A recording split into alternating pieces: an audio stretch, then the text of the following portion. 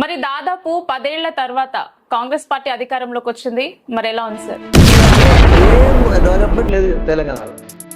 తెలంగాణ ఇచ్చి ఎందుకు ఇచ్చినామో అనిపించింది కాంగ్రెస్ వాళ్ళకి. ఎందుకంటే అంతకుముందు ఇంకా బాగుండేది. తెలంగాణ ఇచ్చిన తర్వాత తెలంగాణ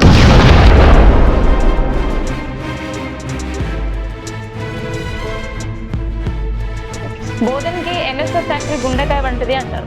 మరి గత టీఆర్ఎస్ ప్రభుత్వ హయాంలో అది ఫ్యాక్టరీ రీఓపెన్ అనేది సక్సెస్ అవ్వలేదు. మరి కాంగ్రెస్ గవర్నమెంట్ లో అయినా విజయవంతం అవుతుందా ఫ్యాక్టరీ రీఓపెన్ చేయడానికి? మన సుదర్శన్ రెడ్డి సార్ ఏ విధంగా కృషి చేయబోతున్నారు?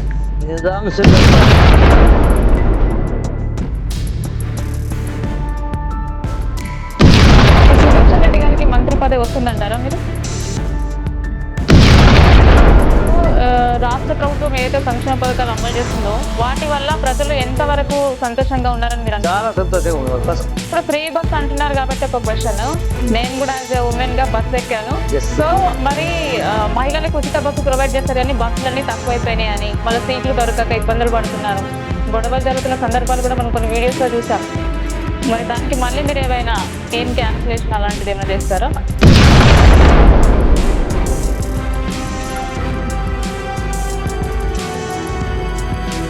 నమస్తే, welcome to Chandra TV news channel. నేను మీ యాంకర్ తులసి. ఈ రోజు ఇంటర్వ్యూలో భాగంగా బోధన్ పట్టణంలోని కాంగ్రెస్ పార్టీ మైనార్టీ సీనియర్ నాయకులు పాషా గారితో మనం ఉన్నాము. మరి కాంగ్రెస్ ప్రభుత్వం ఏర్పడి సంవత్సరం గడిచినప్పటికీ ఇప్పటి వరకు వారు రాష్ట్రంలో ఏ విధమైన సంక్షేమ పథకాలు అమలు చేశారు, మరియు ఇంకా మున్ముందు ఎటువంటి అభివృద్ధి కార్యక్రమాలు చేపడుతున్నారో వారి మాటల్లోనే అడిగి తెలుసుకునే ప్రయత్నం చేద్దాం. నమస్తే సార్. నమస్తే. ఎలా ఉన్నారు సార్? బాగుంది సార్ చెప్పండి, తెలంగాణ రాష్ట్రం ఏర్పడటానికి కారణం కాంగ్రెస్ పార్టీ. ఇచ్చింది తెచ్చింది కాంగ్రెస్ పార్టీ అంటారు. మరి దాదాపు 10 ఏళ్ల తర్వాత కాంగ్రెస్ పార్టీ అధికారంలోకి వచ్చింది. మరి ఎలా ఉంది సార్? కాంగ్రెస్ పార్టీ తెలంగాణ ఇచ్చింది కాంగ్రెస్ పార్టీ సోనియమ్మ.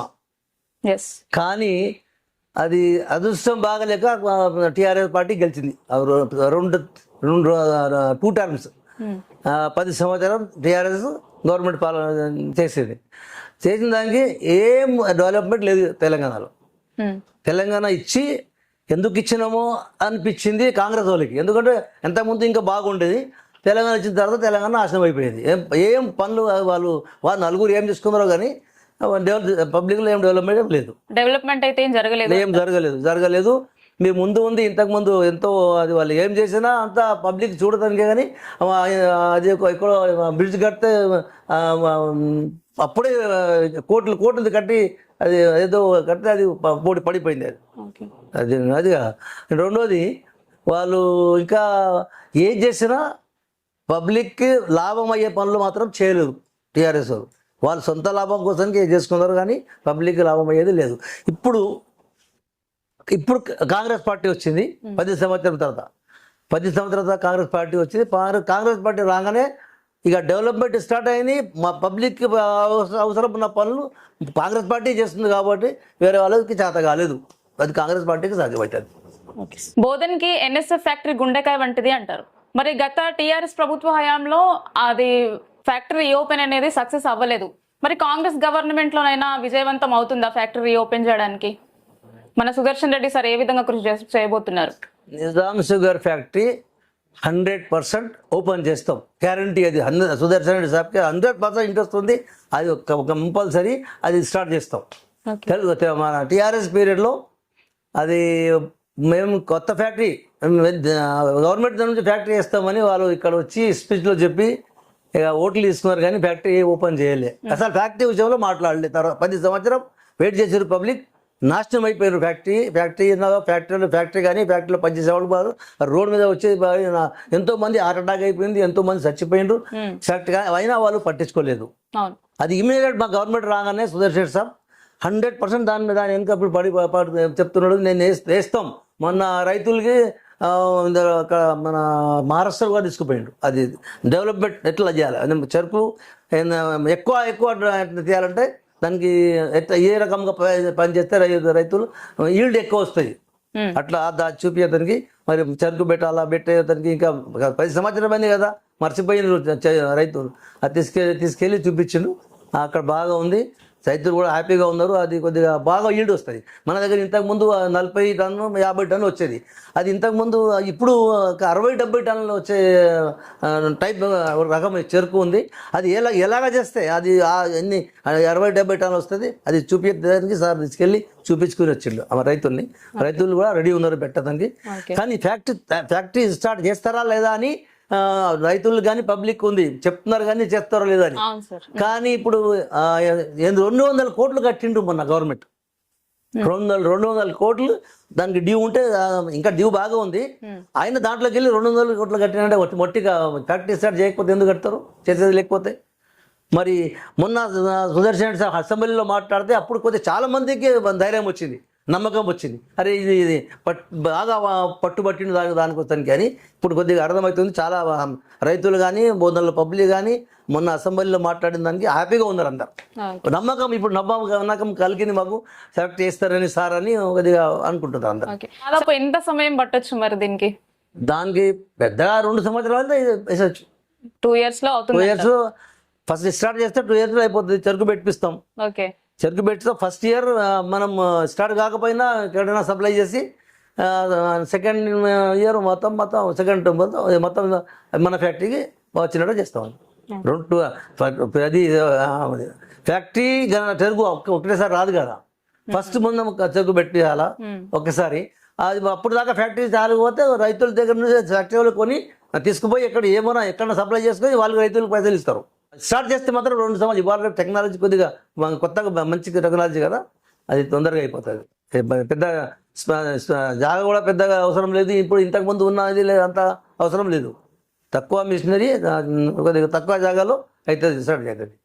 10 ఏళ్ళు కాంగ్రెస్ పార్టీ అధికారంలో లేకున్నా క్యాడర్ను కాపాడటంలో మీ కృషి చాలా గొప్పది.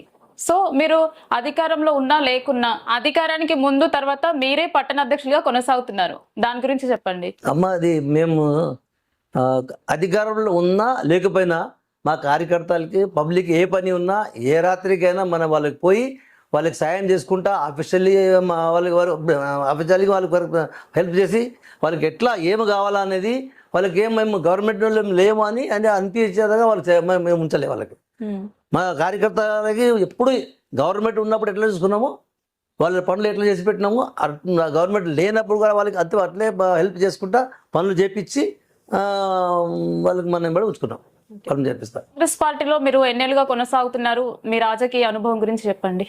నేను 85 నుంచి కాంగ్రెస్ పార్టీలో ఉన్నామ్మా.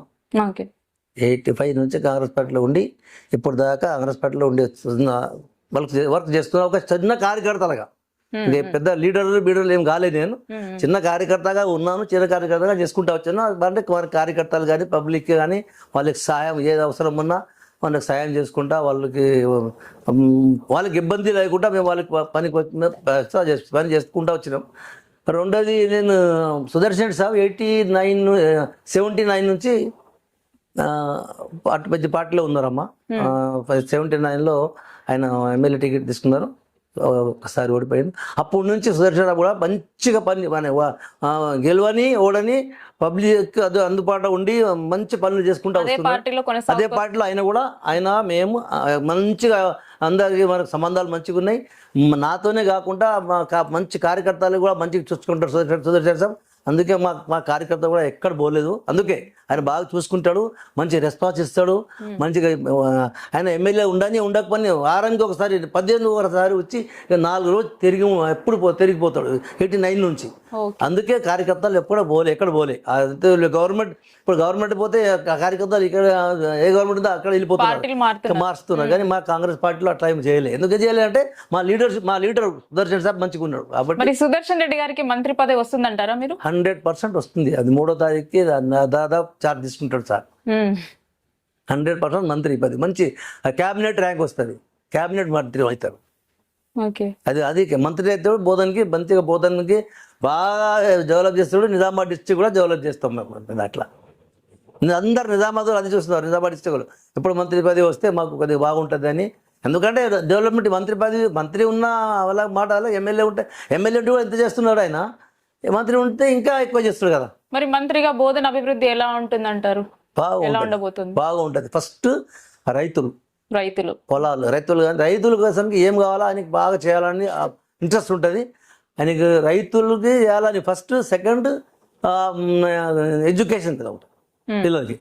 స్కూల్స్ కానీ కాలేజెస్ కానీ బాగా మంచిగా ఉండాలా, లెక్చరర్స్ బాగుండాలా, వాళ్ళ బిల్డింగ్స్ మంచిగా ఉండాలా, పిల్లలకి సౌలభ్యం బాగుండాలని బాగా చూసుకుంటుంటా ఉంటుంది. రెండోది హెల్త్, మూడోది హెల్త్ కూడా హాస్పిటల్స్. ఆయన నిజామాబాద్లో మెడికల్ కాలేజ్ కట్టించింది ఎవరు? సారే కదా. ఇక్కడ ఇప్పుడు ఇది బోధన్ హాస్పిటల్, ఏరియా హాస్పిటల్ కాదు, ఇప్పుడు డిస్ట్రిక్ట్ హాస్పిటల్ ఇది. అది అన్నీ చేసింది ఆయనే. అది బాగా ఇవన్నీ బాగా డెవలప్ అవుతుంది. అది ఏ డెవలప్మెంట్ కాదు అని కాదు, డెవలప్మెంటే కావాలి ఆయనకి అని. పైరువే చేయడం కానీ లేకపోతే ఎవరికైనా ఒట్టిగా సపోర్ట్ చేయడం కాదు.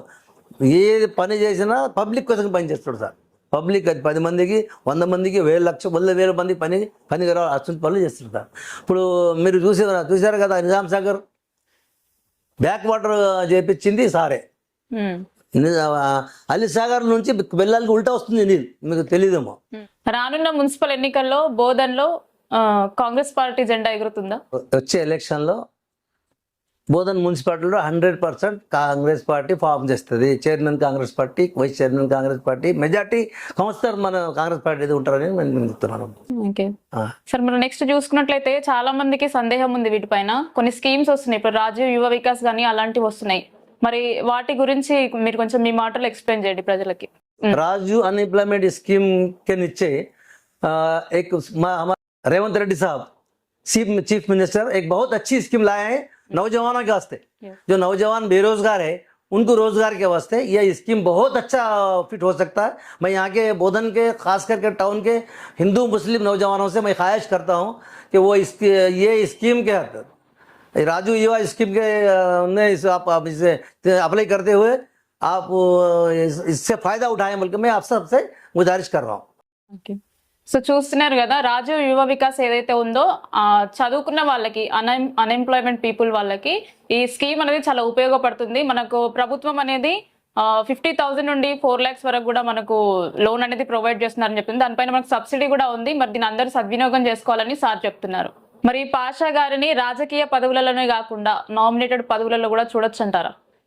ఏది ఉన్నా ఏది లేకపోయినా నేను పార్టీ కోసానికి పబ్లిక్ కోసం సేవ చేయడానికి సిద్ధంగా ఉన్నా.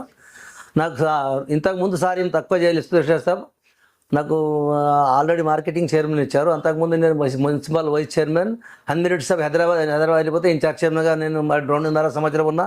సోమేష్ కుమార్ సాబ్ అప్పుడు ఇక్కడ సబ్ కలెక్టర్, మేమిద్దరు కలిసి పనిచేసేవాళ్ళని, తిరిగేవాళ్ళని. అది ఏమైనా డెవలప్ ఉన్నా అది నాకేం తక్కువ చేయలే పార్టీ నాకేం తక్కువ చేయకపోయినా నాకేమైనా ఇచ్చినా ఇవ్వకపోయినా నేను పార్టీ కోసానికి, సుదర్శన్ సాబ్ కోసానికి పని చేసుకుంటా ఉంటా, పబ్లిక్ కోసం. రానున్న మున్సిపల్ ఎన్నికల్లో మరి మీ అబ్బాయిని కౌన్సిలర్ గా చూడొచ్చు అంటారా మీరు?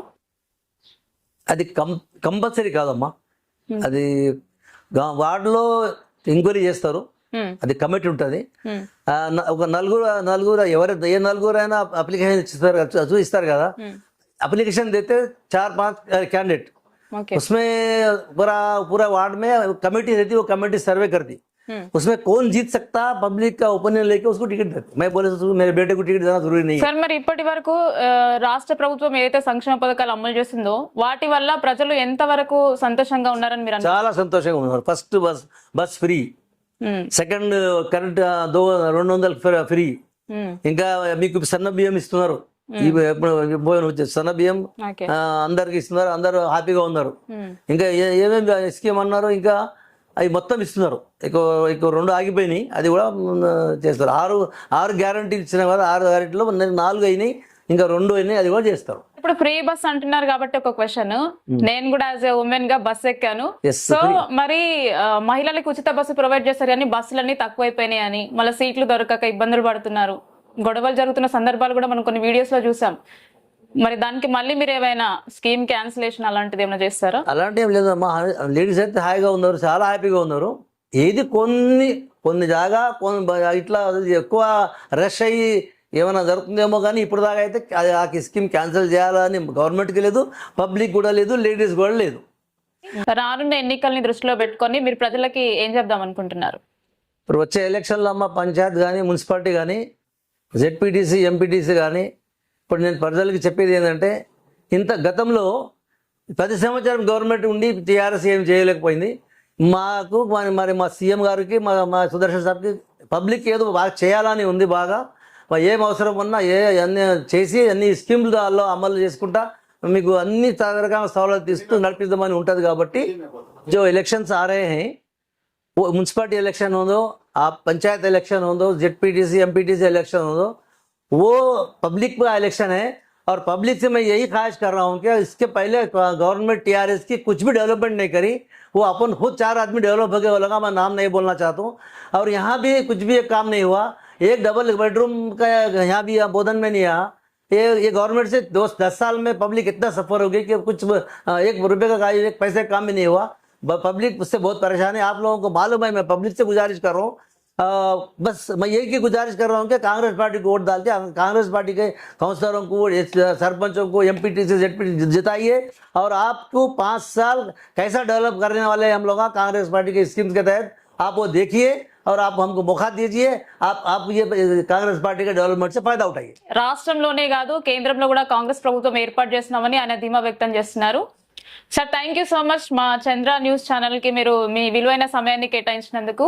చంద్ర టీవీకి మేము కూడా ధన్యవాదాలు చెప్తున్నామమ్మా. ఇంకా డెవలప్ కావాలా, బాగా పనిచేస్తున్నారు, బాగా మంచి న్యూస్లు ఇస్తున్నారు. ఇంకా మంచి న్యూస్లు ఇస్తూ మంచి డెవలప్ కావాలని చూస్తున్నారు. మరోసారి మన చంద్ర న్యూస్ ఛానల్ ప్రేక్షకులందరికీ కూడా రంజాన్ ఉగాది శుభాకాంక్షలు. बोधन टाउन बोधन कॉन्स्टिट्यूंसी के मुसलमान भाइयों को, रोजगारों को कांग्रेस पार्टी की तरफ से, सुदर्शन रेड्डी साहब की तरफ से, सीएम साहब की तरफ से हम बोधन कांग्रेस पार्टी की तरफ से ईद की मुबारकबाद पेश करते हैं.